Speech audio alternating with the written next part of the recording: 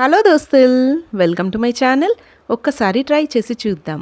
అందరూ ఎలా ఉన్నారండి? బాగున్నారా? నేను కూడా చాలా బాగున్నానండి. అయితే ఇవాళ రెసిపీలోకి వెళ్ళిపోదాము. ఇవాళ అయితే నేను మీకు తోటకూర మిల్ మేకర్ కర్రీ ఎలా తయారు చేసుకోవాలో చూపించబోతున్నాను. చాలా చాలా టేస్టీగా ఉంటుందండి. ఒక డిఫరెంట్ రెసిపీ అనమాట.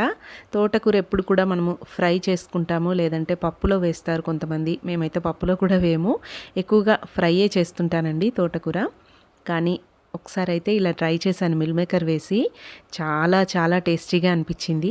అందుకని మీకు కూడా ఈ రెసిపీ చూపిద్దాము అని అయితే వీడియో తీస్తున్నాను. చూడండి, ముందుగా కావాల్సిన పదార్థాలు ఏంటి, తయారీ విధానం ఏంటో చూసేద్దాము. చూడండి, ఇక్కడైతే 2 ఉల్లిపాయలు, అలాగే 5 పచ్చిమిరపకాయలు, ఒక 2 పెద్ద సైజు టమాటాలు తీసుకున్నాను. వీటన్నిటిని కూడా శుభ్రంగా వాష్ చేసుకొని కట్ చేసుకొని రెడీగా పెట్టుకున్నాను. చూడండి, ఇక్కడైతే నేను 3 కట్టల తోటకూరను తీసుకున్నానండి. నేను ఇక్కడ చిన్న ఆకుల తోటకూరను అయితే తీసుకున్నాను. కాడలన్నీ కూడా కట్ చేసుకొని శుభ్రంగా వాష్ చేసుకొని ఇలా ఆకులు మాత్రమే తెంపుకొని పెట్టుకున్నాను. మీరు పెద్ద ఇది కనుక తీసుకుని ఉంటే, పెద్ద తోటకూర కనుక తీసుకుని ఉంటే దాన్ని చిన్న చిన్నగా చాప్ చేసుకోండి. అలాగే ఒక గిన్నెడు మిల్ మేకర్లను అయితే తీసుకున్నాను. ఇప్పుడు ఈ మిల్ మేకర్లను మనము నీళ్ళలో వేసి మెత్తగా సాఫ్ట్గా చేసుకోవాలి. ముందుగా దానికోసం స్టవ్ మీద ఒక గిన్నె పెట్టేసుకొని అందులోకి 2 గ్లాసుల వరకు వాటర్ని యాడ్ చేసుకొని 1 టీ స్పూన్ సాల్ట్ యాడ్ చేసుకొని బాగా బాయిల్ అవ్వనివ్వాలండి. వాటర్ని స్టవ్ని హై ఫ్లేమ్లో పెట్టుకొని ఇవి బాయిల్ అయిన తర్వాత స్టవ్ ఆఫ్ చేసుకొని దాంట్లోకి మిల్ మేకర్లను వేసుకుంటే ఇవి మనకు సాఫ్ట్ అయిపోతాయి. ఈలోపు మనమైతే పోపు వేసేసుకుందాము. స్టవ్ మీద ఒక గిన్నె పెట్టేసుకొని అందులోకి 3 టేబుల్ స్పూన్ల వరకు ఆయిల్ని యాడ్ చేసుకొని పోపు దినుసులు వేసుకోవాలి. ఆవాలు, జీలకర్ర, మినప్పప్పు, శనగపప్పు, అలాగే ఒక 2 ఎండుమిరపకాయలు, పచ్చిమిర్చి, కరివేపాకు. మనం కట్ చేసి పెట్టుకున్న పచ్చిమిర్చిని అన్నీ యాడ్ చేసుకొని మంచిగా ఫ్రై చేసుకోవాలి. అవి కొంచెం వేగిన తర్వాత అందులోకి కట్ చేసి పెట్టుకున్న ఉల్లిపాయ ముక్కలు కూడా యాడ్ చేసుకోవాలి. ఈ ఉల్లిపాయలు కొంచెం సాఫ్ట్గా అయిన తర్వాత చూడండి, ఉల్లిపాయలు కొంచెం సాఫ్ట్ అయ్యేలోపు మనకి ఇక్కడ వాటర్ బాగా బాయిల్ అవుతున్నాయి కదా. ఇంకా స్టవ్ ఆఫ్ చేసేసుకొని ఈ మిల్ మేకర్లను అందులో వేసుకొని ఒకసారి గరిటెతో బాగా కలిపేసుకున్నామంటే ఒక 10 to 15 మినిట్స్ పాటు దీన్ని అయితే పక్కన పెట్టేసుకోవాలండి. ఈలోపు చూడండి, ఇక్కడ ఉల్లిపాయలు మంచిగా మగ్గిపోయాయి. ఇందులోకి ఒక 1/2 టేబుల్ స్పూన్ వరకు అల్లం వెల్లుల్లి పేస్ట్, అలాగే ఒక 1/4 టీ స్పూన్ వరకు పసుపును కూడా యాడ్ చేసుకొని ఇదంతా పచ్చివాసన పోయే వరకు కలుపుకుంటూ ఫ్రై చేసుకోవాలి. ఇది ఇలా కొంచెం ఫ్రై అయిన తర్వాత ఇందులోకి కట్ చేసి పెట్టుకున్న 2 టమాటాలను కూడా వేసుకొని ఇదంతా ఒకసారి బాగా కలుపుకొని 1/2 టీ స్పూన్ వరకు సాల్ట్ యాడ్ చేసుకున్నారంటే ఈ టమాటాలు మనకు మంచిగా మగ్గిపోతాయండి. మూత పెట్టేసి టమాటా సాఫ్ట్ అయ్యేంత వరకు మగ్గించుకోవాలి.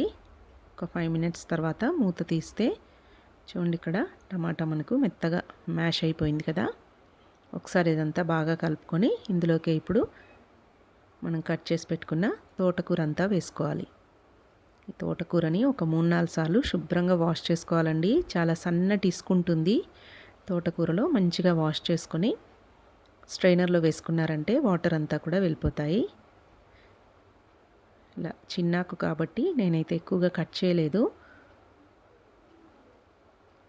చూడండి, ఇలా అంతా కూడా మంచిగా కలిపేసుకొని మూత పెట్టి ఒక 10 మినిట్స్ పాటు ఉంచేసుకున్నారంటే ఆకు మనకి మంచిగా మగ్గిపోతుంది. ఈలోపు ఇక్కడ చూడండి, మిల్ మేకర్లు కూడా నానిపోయాయండి. ఒక 15 మినిట్స్ పాటు ఇలా ఉంచేసాను. మంచిగా నానిపోయాయి, మెత్తగా అయిపోయాయి. ఇలా నొక్కి చూస్తే చూడండి సాఫ్ట్గా అయ్యాయి కదా. ఇప్పుడు ఈ వాటర్లోంచి వీటినన్నిటిని కూడా తీసేసుకొని మంచిగా స్క్వీజ్ చేసుకొని ఫ్రై చేసుకోవాలి. ఇప్పుడు వీటిని అయితే చూడండి, వాటర్ అంతా కూడా డ్రైన్ చేసుకొని వీటిని మంచిగా ఇలా స్క్వీజ్ చేసి గిన్నెలోకి వేసుకొని పక్కన పెట్టేసుకోవాలి. ఈలోపు చూడండి, ఆకంతా కూడా దగ్గర పడింది కదా. మళ్ళీ ఒకసారి ఇదంతా కూడా బాగా కలిపేసుకొని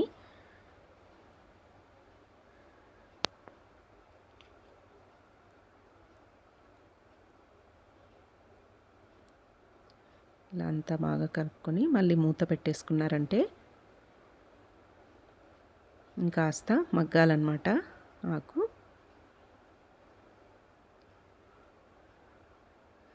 ఒకసారి కలిపేసుకొని మూత పెట్టేసేయాలి. చూడండి ఇప్పుడైతే ఈ మిల్ మేకర్లను ఒక ప్యాన్లోకి 1 టేబుల్ స్పూన్ వరకు ఆయిల్ని యాడ్ చేసుకొని మనం స్క్వీజ్ చేసి పెట్టుకున్న మిల్ మేకర్లన్నీ వేసుకొని స్టవ్ని హై ఫ్లేమ్లోనే పెట్టుకొని వీటిని బాగా ఫ్రై చేసుకోవాలండి. ఇందులోకి ఒక 1/2 టీ స్పూన్ వరకు సాల్ట్, అలాగే ఒక 1/2 టీ స్పూన్ కారం కూడా యాడ్ చేసుకోవాలి.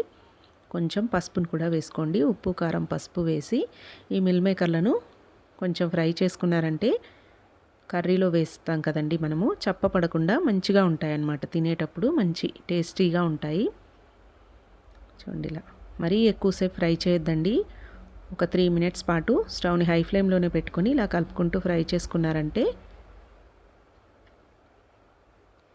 ఇలా అయిపోతాయి. మరి ఎక్కువసేపు ఫ్రై చేస్తే ఏంటంటే హార్డ్గా అయిపోతాయి.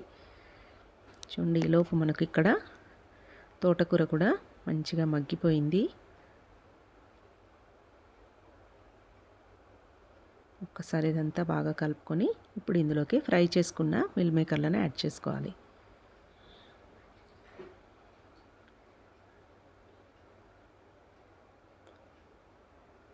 ఇలా మిల్ మేకర్లు అన్నీ వేసుకొని ఒక్కసారి అంతా కూడా బాగా కలిపేసుకొని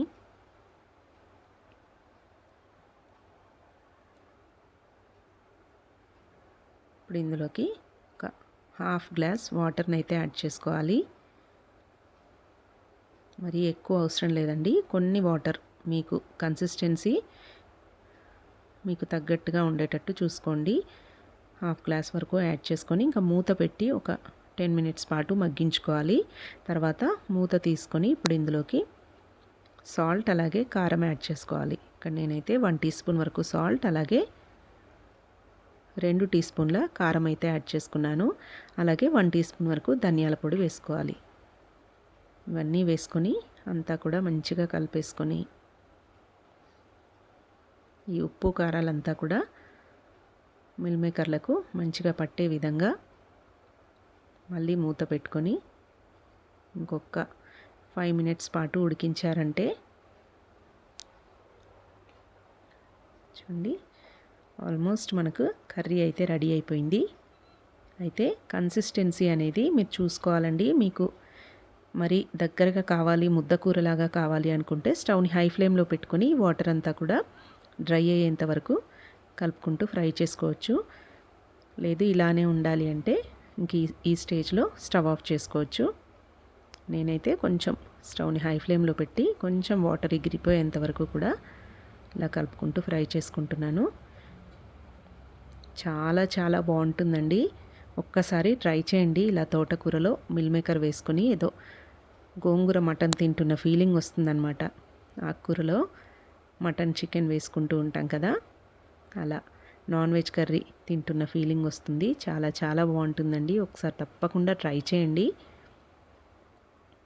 ఎప్పుడైనా నాన్ వెజ్ క్రేవింగ్స్ ఉంటాయి కదా, తినాలి అనిపించినప్పుడు ఇలా ఇంట్లో కనుక మిల్ మేకర్ ఉన్నట్లయితే ఇలా ఒకసారి ట్రై చేసి చూడండి. మీకు కూడా ఖచ్చితంగా నచ్చుతుంది. మీ ఇంట్లో వాళ్ళందరికీ నచ్చుతుందండి. అంత టేస్టీగా ఉంటుంది.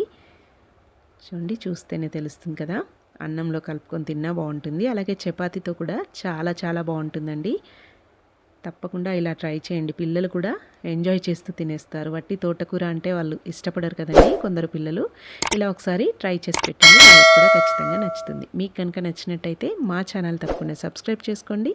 పక్కనే ఉన్న బెల్ గంటను కూడా కొట్టండి. Thanks for watching. Please subscribe to my channel. Thank you.